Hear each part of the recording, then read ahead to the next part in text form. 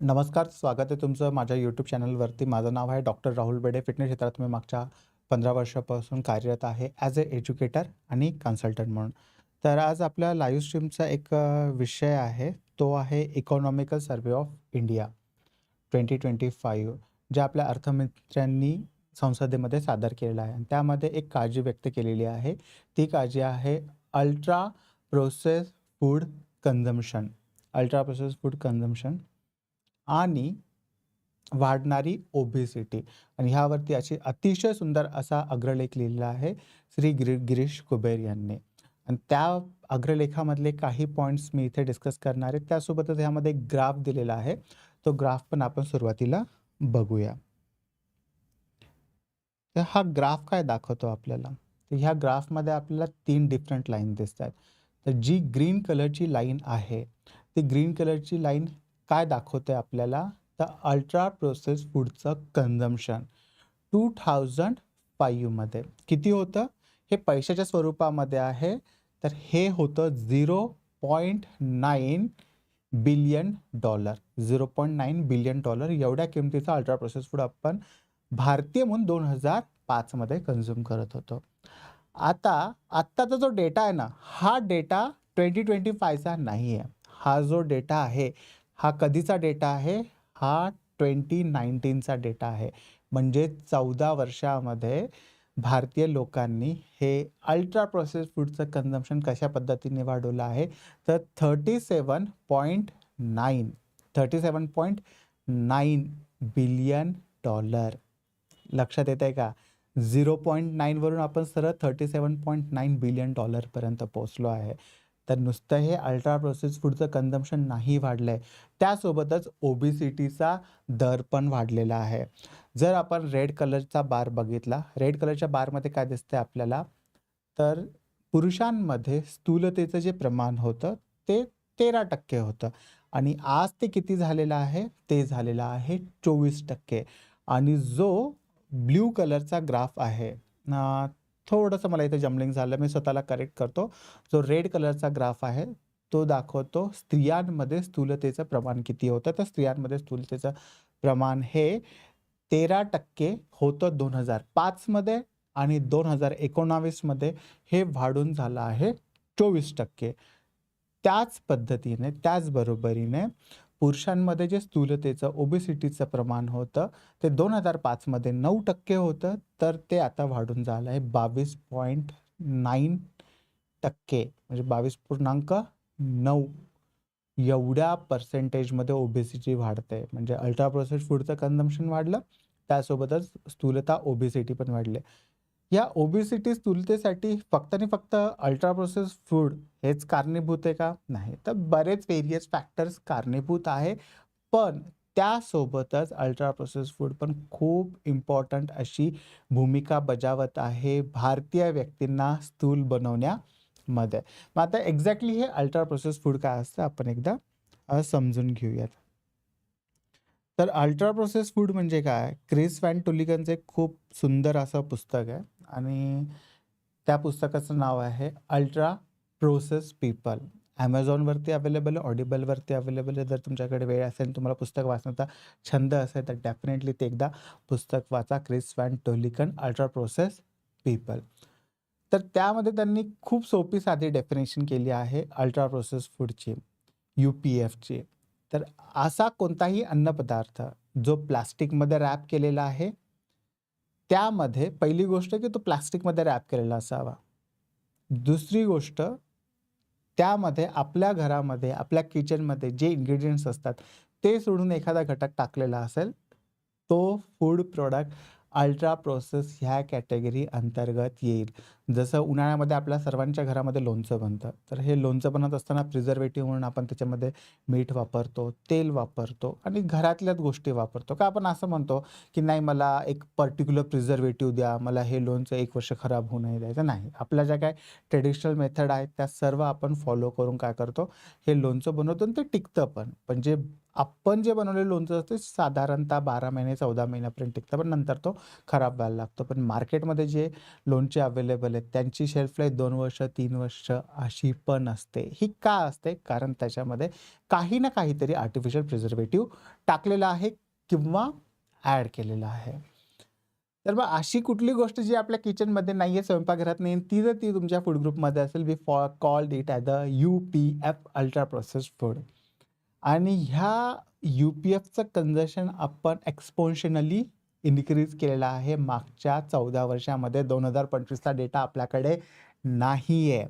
आता पहिला प्रश्न पडेल, की हे जे UPF आहे, हे ग्रामीण भागात का शहरी भागात जास्त प्रमाणात कन्झ्युम केलं जातं?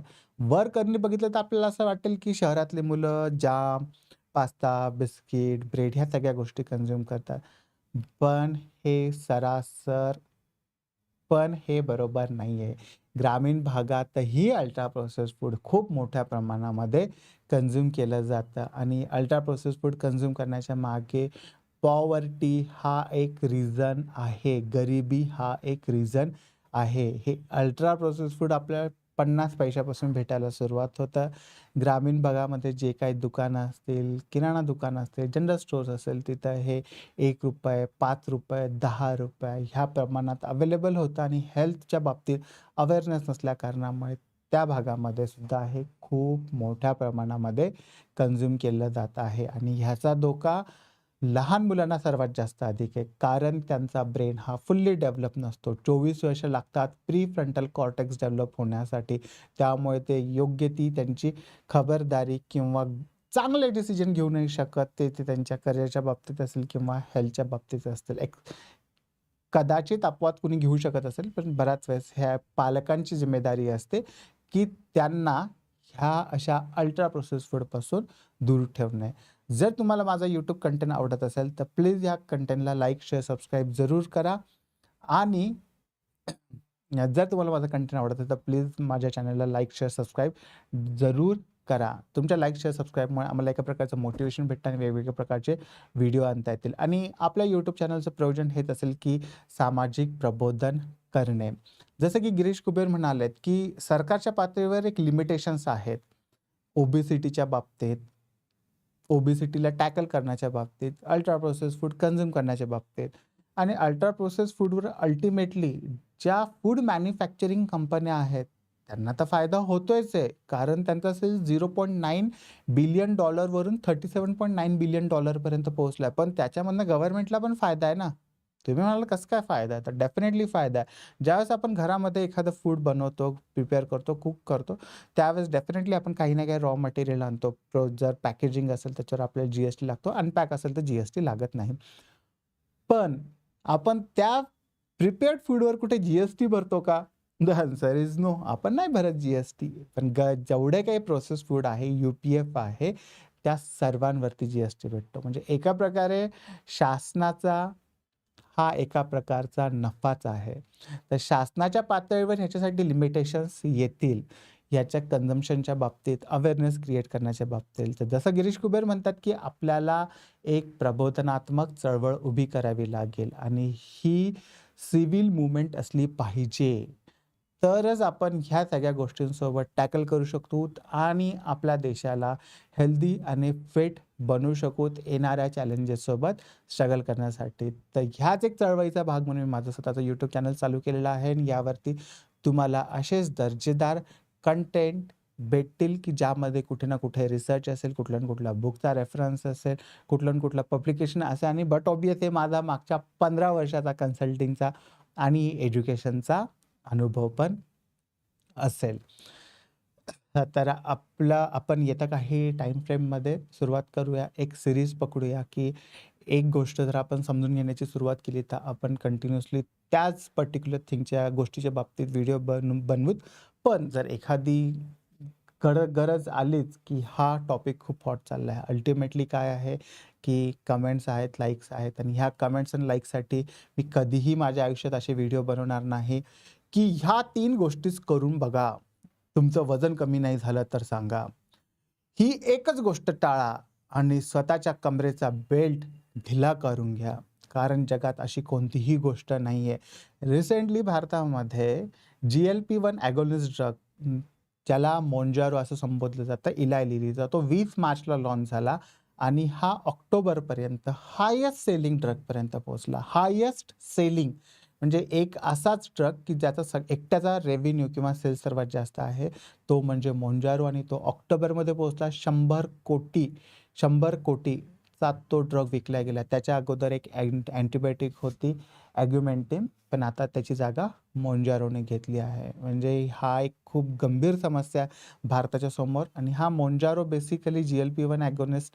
आता जर तुम्हाला लवकर कोरिलेट करायचं असेल तर जे बॉलिवूड सेलिब्रिटी घेतात आणि ऑझम्पिक फेस दिसतो, तीच गोष्ट म्हणजे काय आहे, तर ती गोष्ट म्हणजे मोंजारो आहे. तर मग 100 कोटीचा ड्रग एका साईडला विकला जातोय फक्त एका महिन्यामध्ये. म्हणजे तुम्हीच विचार करू शकता की ओबेसिटी आणि हा टाइप 2 डायबिटीसचा किती मोठ्या प्रमाणावरती आपल्यासमोर राक्षस उभा आहे आणि ह्याला टॅकल करायचं असेल तर ड्रग हा ऑप्शन नाही आहे. प्रबोधन हा एक डेफिनेटली ऑप्शन आहे आणि तुमच्याकडे जितक्या चांगल्या इन्फॉर्म चॉईसेस असतील, जितकी चांगली इन्फॉर्मेशन असेल, तेवढे तुम्ही तुमच्या आयुष्यामध्ये योग्य ते डिसिजन घेऊ शकणार आहात. तर माझा हाच प्रयत्न आहे. जर तुम्हाला माझ्या प्रयत्नामध्ये मदत करावी अशी वाटत असेल, तर प्लीज कंटेंटला लाईक, शेअर, सबस्क्राईब जरूर करा. Thank you for watching today's live stream.